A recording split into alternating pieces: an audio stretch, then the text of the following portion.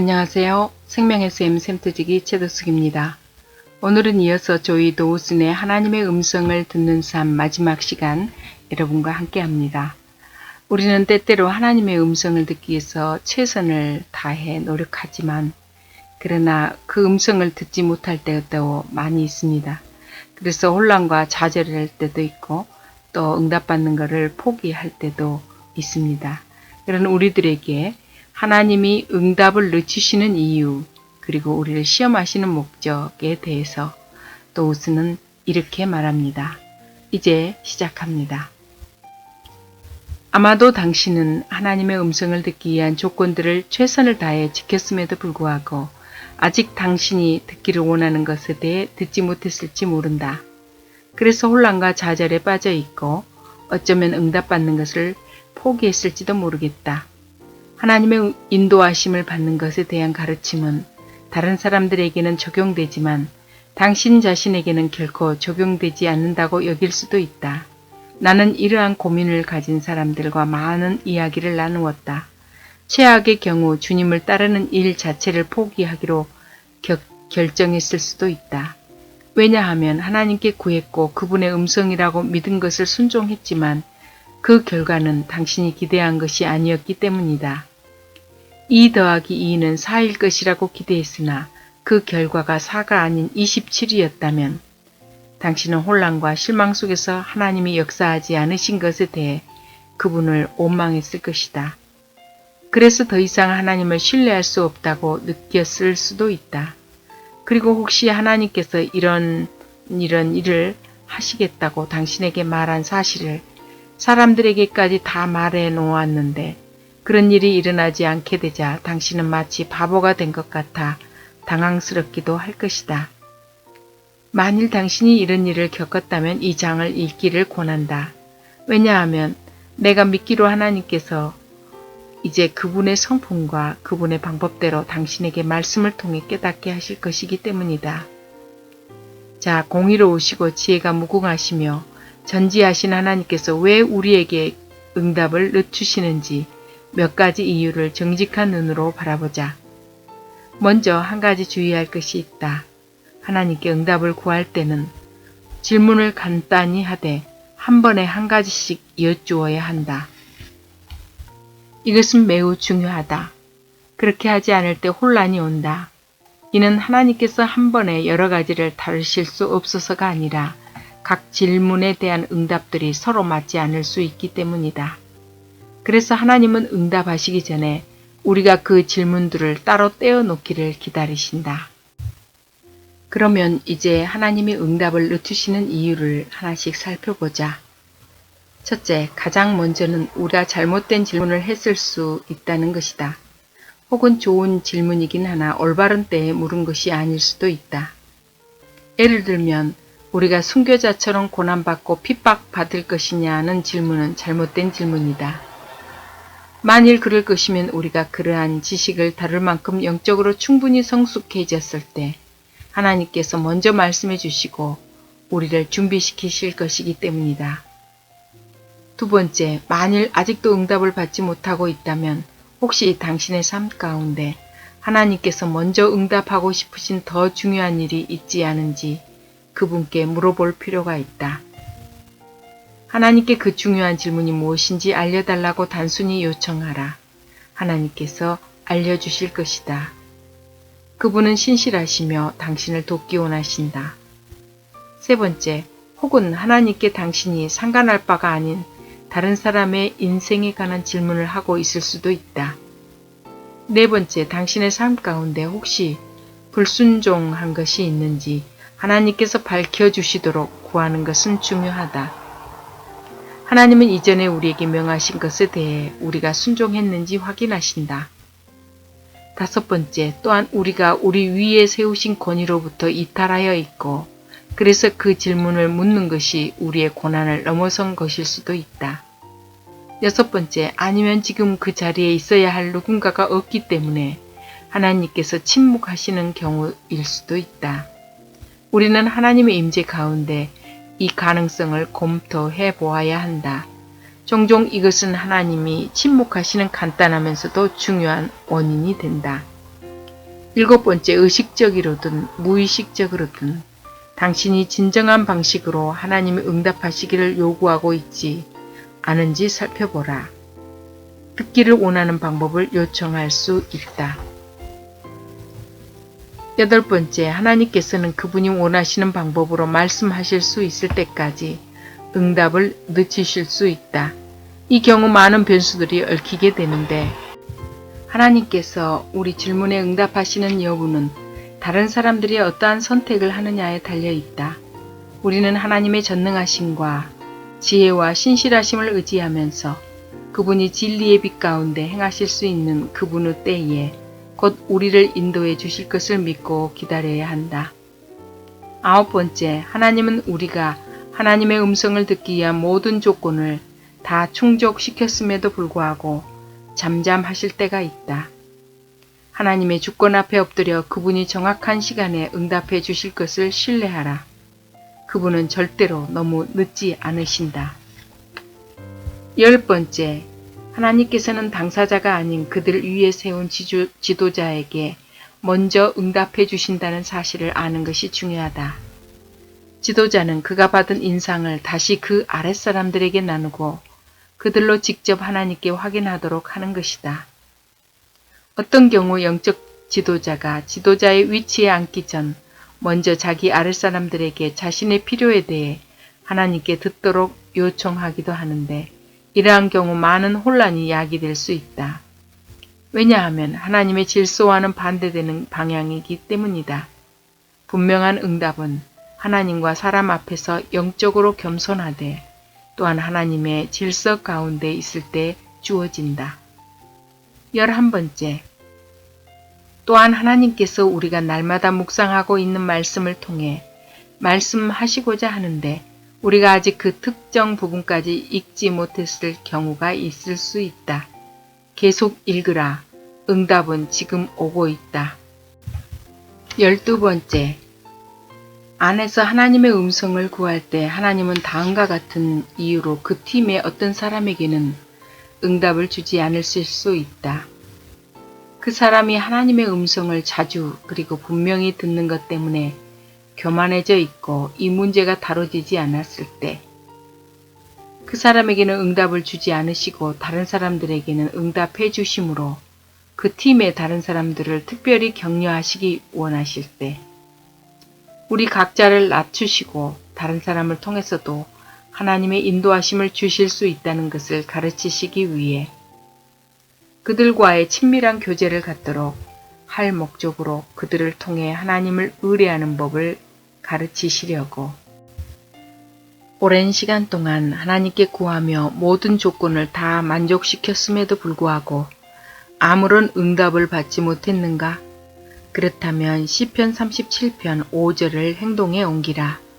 묻기를 그치고 하나님의 손에 모든 것을 맡기라. 맡기라는 히브리 말로 던지다 라는 의미다. 즉 하나님께 문제를 드리고 그분의 때에 당신을 깨워 다시금 그 문제를 놓고 하나님 앞에 구할 수 있게 해달라고 말씀드려라. 당신이 하나님께 던진 것을 받으실 것을 신뢰하며 하나님의 다음 행동을 믿으라.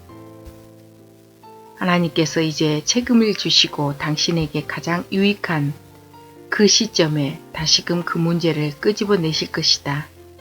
나는 많은 경험을 통해 이 교훈을 배웠다. 우리를 시험하시는 목적, 우리를 시험하시는 하나님의 다양한 목적에 대해 생각하기 전에 먼저 하나님께서는 언제나 옳으시며 공의로우시다는 사실을 이해해야 한다. 이 말은 하나님의 응답이 늦어지는 것 때문에 혼란스럽다 할지라도 하나님을 원망해서는 안 된다는 뜻이다. 첫째, 하나님은 우리가 부지런히 구하는 자인가 아니면 어쩌다 한번 물어보는 자인가를 보시기 위해 응답을 늦추시며 우리를 시험하신다. 하나님께 나아가는 자는 반드시 그가 계신 것과 또한 그가 자기를 부지런히 찾는 자들에게 상 주시는 이심을 믿어야 할지니라. 인내심을 갖고 부지런히 구하는 자는 하나님의 주목을 받는다. 누가복음 18장에 나오는 비유를 통해 하나님은 우리에게 포기하지 말라고 격려하신다. 불의한 재판관이 마침내 과부의 신원함을 들어주는 것은 그 과부가 응답을 받기까지는 절대 물러나지 않을 것이기 때문이다. 두 번째, 하나님이 우리를 시험하시는 목적은 우리가 과연 하나님의 성품과 그분의 약속에 기초하여 그분이 응답하실 것을 믿는 믿음 안에 거하는가를 보기 위해서다. 우리는 진정 하나님의 신실하심을 신뢰하며 그분이 결코 우리를 놓지 않으실 것을 알고 믿고 선포하는가? 세 번째, 하나님께서는 우리가 누군가에게 어떤 응답을 주어야 하거나 혹은 어떤 모임에서 하나님의 말씀을 전해야 할 때 우리를 시험하신다. 하나님께서 말씀하시기 전에는 우리에게는 전할 말씀이 아무것도 없고 그래서 그분께로부터 들을 때까지 전폭적으로 하나님을 구하는가? 때때로 이 시험을 통과하기가 너무 버겁다는 사실을 나는 잘 알고 있다. 이 시험을 통과하기 위한 가장 확실한 길은 예수 그리스도의 지상의 삶을 바라보는 것이다. 궁극적으로 오직 그분만이 우리의 참된 모범이시고 스승이 되시기 때문이다. 네 번째, 하나님께서는 우리가 과연 하나님이 누구이신지를 알고 그 앞에서 기다리는 놀라운 특권을 누리고 있는지 아니면 인내하지 못하고 원망하고 말 것인지를 보기 위해 응답을 늦추시며 우리를 시험하신다. 여섯 번째, 매우 어렵고 이상한 일을 하도록 명령받았을 때 순종한 뒤에야 이 모든 것을 깨달을 수 있다는 것을 알고 하나님께 귀 기울일 준비가 되어 있는지 보기 위해 하나님은 우리를 시험하신다. 아브라함은 이러한 시험을 받은 대표적인 인물이다. 하나님께서 그에게 모리아산에 올라가 그의 아들을 제단에 바치라고 명하셨을 때 그는 언제 어떻게 그리고 하나님께서 이렇게 어렵고 혼란스러운 명령에 대해 설명하실지 전혀 알 수 없었다. 단지 하나님을 경외하는 마음과 그가 아는 하나님의 성품에 의지하여 순종할 수 있었던 것이다. 그는 지독한 시험을 받았지만 하나님께서는 단 1분도 이르거나 늦지 않고 정확하게 찾아오셨다. 하나님은 항상 정각에 그분의 시간에 오신다. 일곱 번째, 하나님께서 우리에게 주신 약속이 이루어지기 전 우리의 환경들이 더 나빠질 때 과연 우리가 그 일에도 준비되어 있는지 보기 위해 시험을 하시기도 하신다. 요셉이 아무리 올바른 일을 했어도 모든 일은 잘못되어 갔고 점점 더 이해하기 어렵고 견디기 힘든 환경으로 변해갔다. 10대 소년으로서 구덩이에 버려지는 충격에서부터 외국의 노예로 팔리는 끔찍한 일로 또한 그의 인격이 묵살당하고 억울하게 누명을 쓰고 감옥에 들어가기까지의 모든 일은 숨 돌릴 틈도 없이 벌어졌다. 그야말로 지옥이었다. 하지만 하나님께서는 요셉의 주소를 결코 잊지 않으셨다. 극적인 한순간에 하나님은 모든 일을 역전시키셨다. 결정적인 순간에 하나님은 찾아오셨고 요셉은 평생 애굽의 왕궁에 그 주소를 두게 되었다. 여덟 번째, 끝으로 하나님의 관점에서 가장 중요하고도 기본이 되는 것은 이것이다. 우리의 기도가 응답되고 그분의 모든 약속이 다 이루어지기 전 최고의 영광이 우리의 귀하신 주 예수께 드려질 그때까지 과연 우리는 기다릴 준비가 되어 있는가? 우리 마음의 최고의 소원이 정말 그분의 영광을 위해 사는 것인가? 만일 그렇다면 얼마나 기다리는가는 큰 문제가 되지 않을 것이다. 제5장 음성 듣기에 대한 경고, 속이는 영과 추측의 문제. 사탄의 세력은 진리에 대하여 특히 우리가 그 진리를 통해 하나님과 더 친밀한 관계를 누리며 하나님을 인격적으로 알아가게 될수록 더욱 거세게 반발하고 대항해 올 것이다.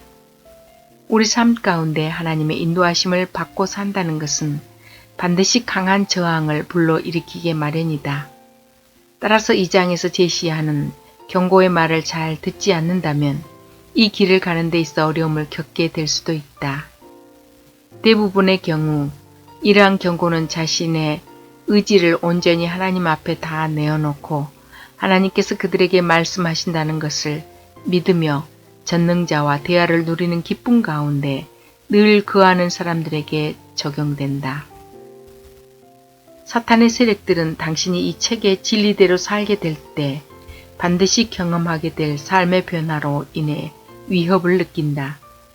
사탄과 마귀들이 공격하는 방법 중에 하나는 우리가 교만해지도록 하는 것이다. 만일 이러한 생각을 즐기고 있다면 우리는 이미 거짓 속임수에 빠졌고 교만해진 것이다. 난 하나님과 이렇게 대화할 수 있는 특별한 그리스도인들 중 한 사람이야. 또는 다른 많은 그리스도인들은 나만큼 하나님과 가깝게 지내고 있지는 못해. 그러나 우리는 단지 하나님과 자유롭게 그리고 자주 대화를 나누는 수많은 하나님의 자녀들 중 한 사람에 불과하다. 여기 또다시 부모와 자녀의 일상적인 대화를 볼 수 있다. 우리 모두는 매우 평범한 사람들이고 따라서 수백만의 다른 사람들도 우리와 같이 이러한 일상적인 일을 하고 있다. 그리스도인들 사이에 어떤 차이가 있다면 어떤 사람들을 통해서 우리의 예수 그리스도께서 더욱 특별해지신다는 것뿐이다. 이런 일은 겸손함과 순종 그리고 하나님께 대한 믿음의 길을 끊임없이 걸어갈 때에만 가능하다. 이 시점에서 우리는 우리 자신도 이러한 교만한 생각을 품었다는 사실을 깨달아야 한다. 하지만 우리가 진실로 회개할 때 하나님의 용서하심을 받을 수 있다는 확실한 치료의 길을 안다면 우리는 안심할 수 있지 않을까. 예수님께서 말씀하셨다. 진리를 알지니 진리가 너희를 자유케 하리라. 다루어지지 않은 죄는 어떠한 것이든 대적들로 하여금 우리를 자주 공격할 수 있는 발판을 제공한다. 그리고 만일 우리가 우리의 삶의 어떤 영역에 있어 계속 죄를 범한다면 우리는 그 영역에서 사탄의 세력에 묶이게 된다. 만일 우리가 회개하는 삶을 살지 않는다면 성령으로 시작했으나 속이는 영으로 끝을 맺을 수도 있다. 하나님께서 내 삶에 대한 모든 책임을 내게 맡기고 날 떠나가신다는 비극은 상상할 수도 없다. 나는 내게 무엇이 최선인지 도무지 알 수 없다. 나를 창조하신 그분만이 나를 충만케 할 방법을 알고 계시고 전지하신 그분만이 우리의 선택과 관련된 모든 요소들을 다 알고 계신다. 하나님은 우리로서는 절대 선택할 것 같지 않은 그러한 결정을 하도록 하시지만 결국 시간이 지난 뒤에는 그 일이 우리에게 일어날 수 있는 최선의 일이었던 경우가 얼마나 많은가. 하나님의 음성을 듣고 그것에 순종하는 일을 우리 삶의 일부로 했을 때 우리는 최선의 삶을 사는 것이다. 그렇지 않은 길을 택한다는 것은 지극히 어리석은 일이다. 하나님의 뜻이 우리 삶에 이루어지는 것을 방해하는 장본인은 우리 자신이다. 하나님께 불순종함으로써 우리는 우리 삶을 향한 하나님의 계획과 목적을 망쳐놓을 수 있는 반면 하나님께로 순종은 그것들이 이루어지도록 만든다. 왜냐하면 하나님은 믿고 순종하는 자들을 위해 항상 길을 예비해 두시기 때문이다. 한번 믿어보라. 정말 이 일은 인류에게 알려진 것 중 가장 위대한 모험이다. 가장 도전적이고 가장 흥미진진하고 그 보상이 가장 크고 또한 가장 성취감 넘치는 모험인 것이다. 작은 일에 순종하는 것이 중요하다. 하나님께 순종하는 일은 어떤 상황 가운데서도 중요하고 또 그 보상이 크다. 다른 말로 바꾸면 하나님은 보다 위대한 일을 해야 하는 순종보다 어쩌면 눈에 잘 띄지 않고 작은 일에 순종하는 것에 더 큰 감동을 받으신다. 예수님께서는 죽은 나사로를 살리는 일이나 어린아이를 팔에 안고 축복하는 일이 하나님 아버지의 명령에 순종하는 일이라는 점에서 똑같이 중요했다. 우리가 지금 현재의 일에 순종할 때까지는 미래의 약속이 이루어지는 것을 알 수 없다. 우리가 사소한 일에 계속 순종하지 않는다면 하나님은 결코 큰 사역의 문을 열지 않으신다. 하나님께서 그분의 나라와 더 큰 일을 우리에게 맡길 수 있을 만큼 우리를 신뢰할 수 있는 근거는 바로 이것이다. 지극히 작은 것에 충성된 자는 큰 것에도 충성되고, 그 일의 결과나 하나님이 말씀하셨다는 것 외에는 그 일이 왜 중요한지 전혀 알지 못한다 할지라도 작은 일에 순종하게 될 때 하나님은 종종 자신을 우리에게 나타내 보이신다. 이것이 내 삶의 간증이다. 우리가 사소한 일에 있어서 하나님의 음성 듣는 삶을 살 때 우리는 우리의 생존을 좌우하는 위기 상황 중에 하나님의 음성을 더욱 즉각적으로 들을 수 있게 되는 것이다. 잠언 1장 33절은 이렇게 말씀하고 있다. 오직 나를 듣는 자는 안연히 살며 재앙에 두려움이 없이 평안하리라. 지금까지 하나님의 음성을 듣는 방법 낭독해 드렸습니다. 다음 시간까지 안녕히 계세요.